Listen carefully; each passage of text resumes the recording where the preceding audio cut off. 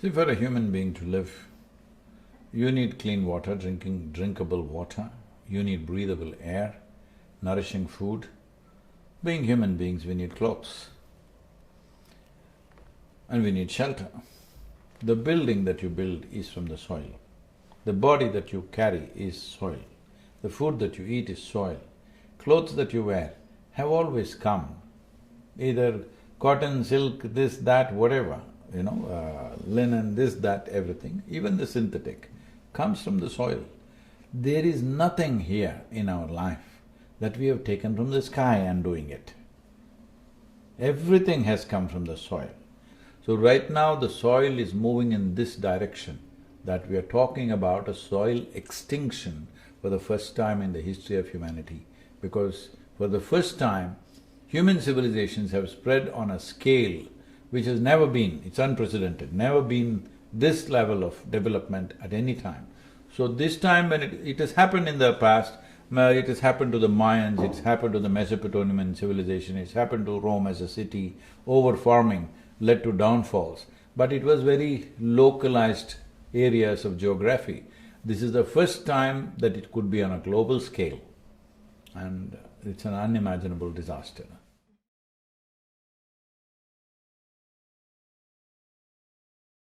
See, I've been living on farms since I was 19 years of age. Even before that, my extended family, my grandfather, and they're all very large-scale farmers, very big farmers. Well, I didn't live on farms at that time. From the age of 19, I chose to live on a farm by myself. So my connection with the soil, I'm not somebody who goes by my knowledge that I read or I get exposed to. Unless I feel it and I experience it, it's not real for me. So I'm like a worm.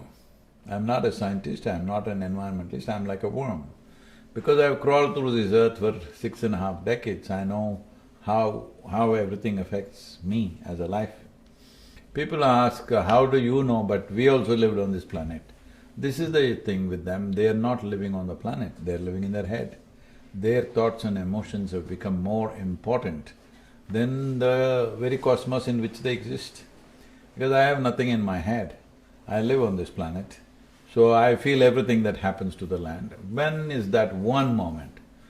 There's no one moment, generally it was there, but I must say this, when I was in one particular farm and then I bought another larger farm little away, I I bought a hill slope which was kind of denuded and a little lost. I bought this because I needed a hill slope to fly my hang gliders. So I started farming there. Everybody thought I'm crazy because this land was not good, soil was not rich. So one afternoon I was just lying down under a tree on the soil, on the land, and I could just clearly feel in my body strongly how the old little farm that I had, how the soil was there and how it is here, distinctly, literally crying in a way, screaming at me, kind of thing. So I decided I will regenerate this thing, but I didn't have the economics to do that. So I just used the weeds, I let the weeds grow, 2-3 crops of weeds which would come up in 25-30 days, they would just grow. I used the weeds to regenerate the soil. In a matter of about 18 months' time, my soil was rich and I could grow things there. I successfully farmed for some time. So that experience was there at that time. I sat down and about basic crops, about 17 crops that are common in India, in southern India, how we could grow these crops differently. I made a writing out of that, over 800 pages I scribbled, and it was all in fun, loosely kept in one file, unfortunately in an arson. Regarding the river water fight between two states, an arson happened in that, they burnt up my document which was in a car. So, but it doesn't matter, those things. The important thing is, as a life, the most fundamental thing in human being is the life. Once you take the life out of this is an inert thing. Similarly, the soil, once you take the life out of it, it'll become an inert sand, it'll become inert. But right now, unfortunately, most agricultural ministries in the world, in almost every country except a handful of nations, every nation treats soil as an inert substance that they can manage by adding a few chemicals here and there. This is what we need to change. First thing is to change the narrative, which will change the human consciousness as to how we treat the soil. In India, even today, farmers, before they step on the land, they will bow down to the soil and step because they call it their mother. See, when we say mother, it is not a biological thing that we have with our mothers. When we say mother, it's a source. Right now, we are using the word resource to describe soil. We must change it to source. It is the source of our life. It is from that we have come. Even in the evolutionary process, it is from what is happening in the soil organic matter that we have evolved into this. Today, we are the most sophisticated life on the planet, but we are an evolution from that. And even today, our survival is dependent on that. When we die, we definitely go back to that. So, soil is a key element. It's not one more problem, it is the thing. If you don't attend to this, then there shall be nothing.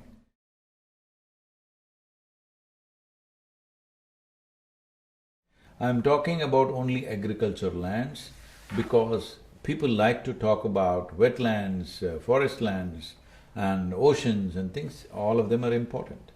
But with forest lands and grasslands and wetlands, if you stay out of it, and out of the ocean also, if you stay out of it, everything will be fine there. You don't have to go and manage anything. We are talking about agricultural soils because this is a piece of geography which accounts nearly 70% of the world's land.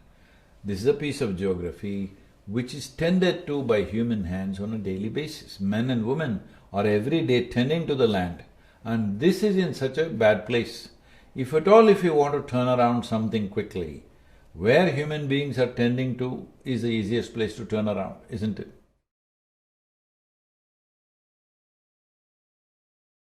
Right now, every responsible scientist is pointing out by 2045 we'll be producing 40% less food and our population will be well over 9 billion.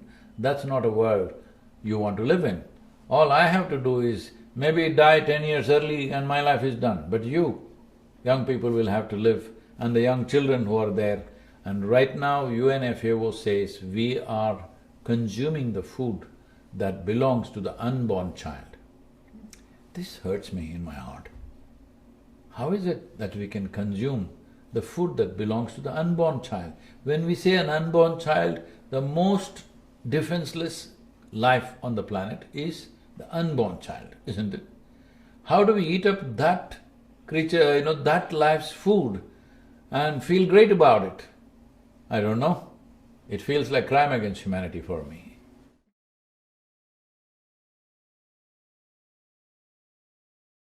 Because they know this is the last generation doing the farming activity.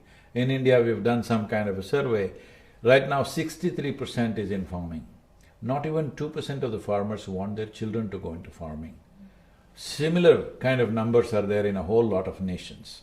So, they're not even thinking of farming long term. They're just thinking another 10-15 years, let's do it and be done with it. So, we are in that kind of mindset. For this to be long term, you have to give an incentive. That incentive should be attractive enough. If that happens, the next part is the businesses and industry should come in and give carbon credits. They must facilitate that process for the farmer. That's the second level of incentive for the farmer. And the third level of incentive is in the marketplace it will find its own step. Let's say right now it is 1.48% here. You have an apple. What are the nutrients in this apple? Now, I will raise my farm soil to 3%. What are the nutrients available in this? There'll be significant difference. Because of these extra micronutrients, what are the health benefits that one will get? What are the preventive health benefits one will get? This science all exists already. We just have to collate it. So it'll find its own step. That is the third level of incentive for the farmer. With these three incentives packed in properly in every nation, the farmer will earn enough for him to be wanting to do it. Otherwise, he doesn't want to do it. His younger generation has already gone to university and they're gone, maybe they're working somewhere in a information technology or something in India, half the people, farmers' children have all gone to information technology. I'm not saying it's wrong, it's individual pursuit, it's fine. But who is going to farm the food for you in the next generation? The fanciful things that are happening in lab-like atmospheres. I see some guy growing turnips on the wall and he wanted me to see it, I went there. All of them were overripe. I said, why you not eaten them? He said, no, a lot of people are coming to take pictures. It's all right for a show, it's all right to feed a small community maybe, but it's not going to feed the world. World's food issue has to be sorted by enriching the soil. There is simply no other way.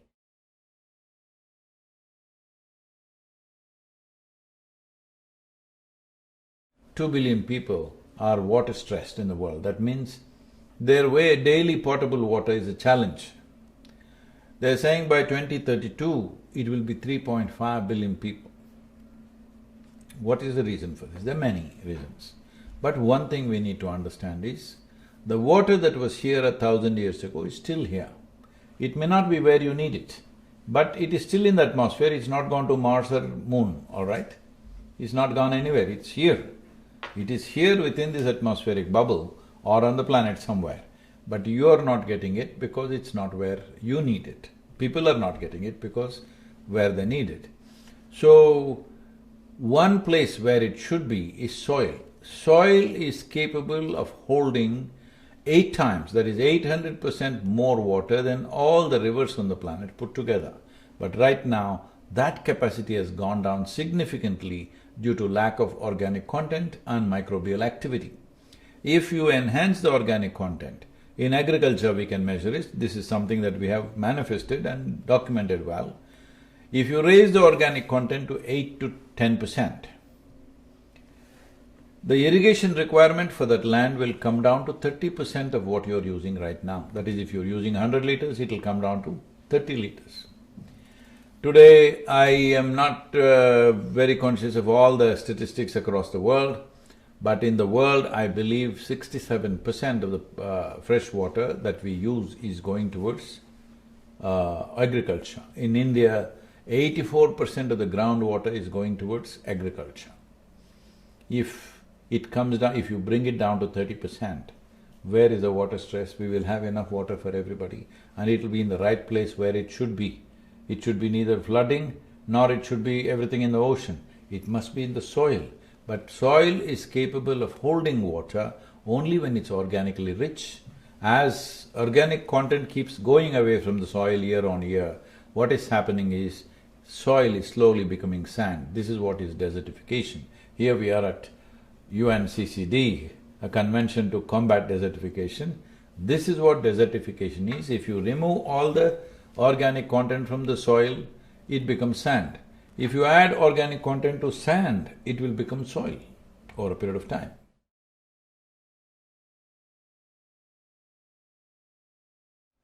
See how you can enhance the organic content in the soil? There are many methods of doing it, many, dozens of methods, or even let's say 100 different ways of doing it. But the source of organic content, there are only 2 items: plant life and animal life. There is simply no other source anywhere in the universe. There is no other source of organic content other than plant life and animal life. Right now what has happened is, in these efforts of industrialized agriculture, we have removed all the plant life from the land except the monocrop that you're growing. All the animals have gone out because the machines are doing the work. So now there is no organic content going back into the thing. But we had fertilizers. We throw fertilizers and suddenly crops grow up in a big way. That happens for 10, 15, 20 years. But after that, once their organic content is lost, fertilizer will not work. If you want to experiment with this, take all the best fertilizers, throw it in the desert and see what comes out of it, because there is no organic content. So the little bit of organic content that is there, you're exploiting that. When I say little bit, in Northern Europe it's just about 1.48% is the average. In Southern Europe it's around 1.1 to 1.2%.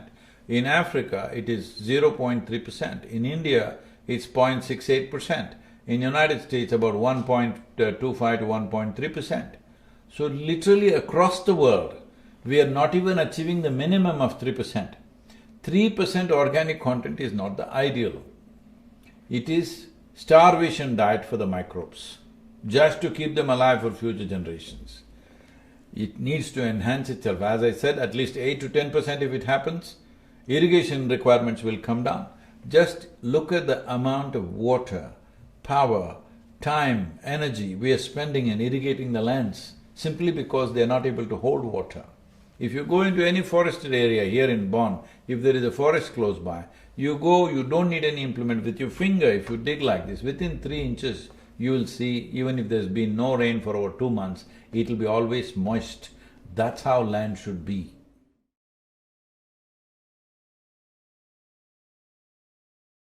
I learned from a very traditional teacher of classical yoga when I was just 12.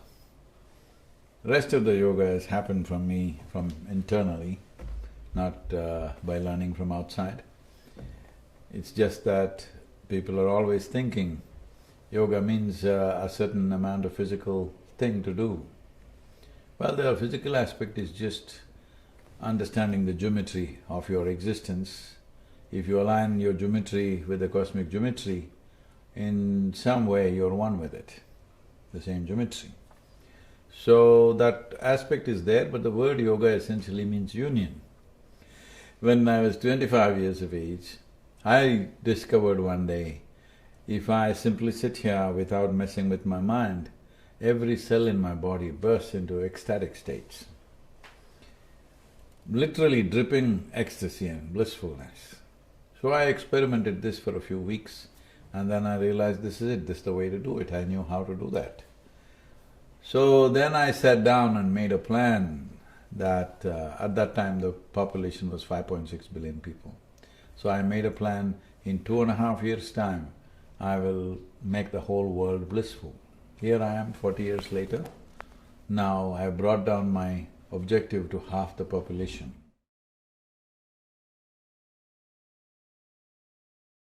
To the notice of common people that when we were not excessively busy, suddenly the atmosphere seems to be better, everything seems to improve in the city. So this is something that's noticed across the world, but unfortunately what I see is, once the pandemic is little down, everybody was looking at, with vengeance, they want to get back to what they think is normal. I think after that experience, we should have created a new normal, which was far more friendly. A certain number of people are doing it, but most people are trying to get back to the old normal rather than creating a new normal. So this was a good respite for us. Unfortunately, over 6 million people lost their lives, that's a different matter. That is a misfortune. But as human beings, it only demanded for us change of lifestyle. It didn't take our life per se. Well, thanks to the vaccines, medicines, medical professionals around the world who worked 24 hours of the day, there's so many aspects. But the important thing is, we should have come to a new normal. Probably in many ways I see wherever I go, there is a little more propulsion for conservation activity now, probably because of the pandemic. So, pandemic is not something that we invite upon ourselves, but when it has come, let's make the best out of it.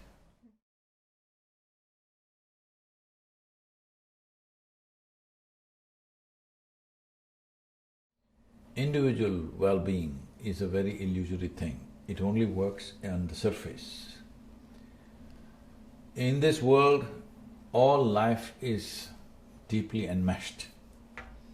We are not a singular life by ourselves. We are a consequence of various other lives.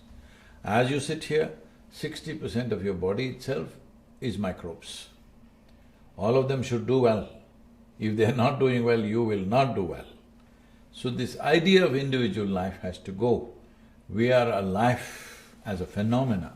In that phenomena, we have an individual experience, that is the benediction of nature, that for such a tiny piece of life in this universe, we have an individual experience, we can sit here even wonder about the universe. So that is the magnanimity of creation. But we must give up the idea of individual well-being.